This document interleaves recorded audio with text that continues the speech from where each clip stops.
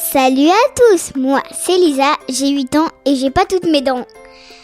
Alors aujourd'hui, on va poser une question très importante. Et on va voler dans le ciel. C'est parti! Salut à tous, salut papa. Salut Malisa, comment ça va? Ça va? Écoute, est-ce que t'as passé une bonne semaine? Là, les Noël se rapprochent, donc là, on est dans une ambiance sympathique. Ouais. Ah, t'as l'air excité là quand même. Hein. Ouais. Bon, Ouais. et on n'est pas seul. Aujourd'hui, on a des invités de prestige. Est-ce que tu peux me les présenter, Lisa? Alors il y a Lana, ma meilleure amie. Bonjour Lana. Salut.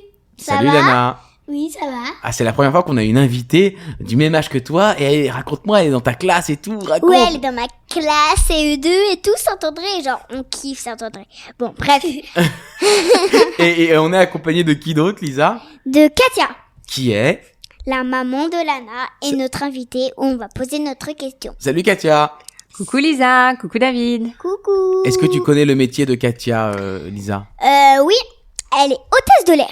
Et on a une question à poser importante qui est pourquoi, quand on monte dans le ciel? On a les oreilles bouchées. Alors, je te propose d'enquêter maintenant avec Lana et Katia.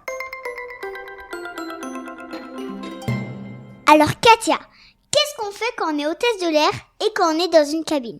Alors Lisa, le rôle premier d'une hôtesse de l'air à bord d'un avion, c'est d'accompagner les passagers pendant tout le vol, mais surtout de veiller à leur sécurité. C'est pas uniquement le service des repas. C'est pas juste l'eau, le coca. C'est tout c'est ce sauf qu'on l'eau prend. et le coca, C'est j'ai tout envie de sauf dire. l'eau et le coca. D'accord. Le whisky. D'accord. Et la sécurité, c'est quoi par exemple? La sécurité, eh bien en fait, on est à la fois pompier si un incendie se déclare dans l'avion, on est infirmier s'il y a des premiers soins à donner. Et- Massage cardiaque et tout quoi. Ouais, il y a même à bord des avions des défibrillateurs semi-automatiques. C'est-à-dire que si un passager fait un arrêt cardiaque, on a un défibrillateur qui permet de pouvoir Relancer le faire cœur. les premiers soins. Défibrillateur. Un défibrillateur. Bah, c'est quelque chose d'électrique qu'on met sur le cœur pour que le cœur reparte en fait. qui permet de faire repartir le cœur, on l'espère, d'un passager qui viendrait à faire un arrêt cardiaque à bord d'un avion. Ok, très bien. Et Lana, elle est un peu gourmande. Elle avait aussi une question sur la nourriture à bord. C'est quoi ta question, Lana? Est-ce que c'est toi qui fais à manger aux passagers? Bah oui, bien sûr. On a des fourneaux, on a des casseroles. Le four. On a le four, on a une hotte qui aspire. C'est même mieux qu'au restaurant. Non, les repas sont faits par une centrale qui livre tous les avions. Et puis nous, on n'a plus qu'à faire réchauffer. D'accord. Et c'est alors on pense souvent qu'à bord des avions que les repas sont un peu fades. Mais tu savais, Lisa, Lana, vous saviez que le goût était un peu diminué quand on était en altitude? Non. Et voilà. Et bah le goût est diminué lorsque l'on est en altitude et c'est pour ça qu'on a souvent l'impression que la nourriture est fade à bord des avions. Mais peut-être que c'est Pourquoi fade aussi. Non, Ouais. pas. Elle est corporate. Non, non, mais c'est surtout aussi valable pour les vins. Les Ouais, vins, les souvent, vins sont les différents. passagers- Pourquoi il y a du disent vin dans un avion? Bah bien sûr qu'il y a du vin dans Il y a du l'avion. rosé? Il y a- Non, il faut pas qu'il y ait du champagne parce que ça va se secouer, au bout d'un moment ça va exploser. Il y a Ah, du c'est- pinard? Oh, Lisa, allez, on va passer à la question du jour. La question, tu vas la poser toi, Lisa, la question qui nous habite sur les oreilles. C'est quoi ta question? Pourquoi on a les oreilles bouchées en avion? Ah, c'est une super question ça, Lisa. Ouais. Bah, les oreilles qui se bouchent en avion, en fait, c'est dû à la différence de pression entre l'air et le sol.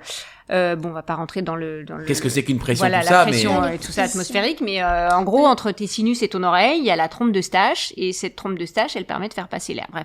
Et ce phénomène, qui est banal, les oreilles qui se bouchent, il peut être accentué surtout si tu es enrhumé. Plus tu montes en altitude, plus la pression, elle diminue. Et ça, c'est encore un peu compliqué pour le moment.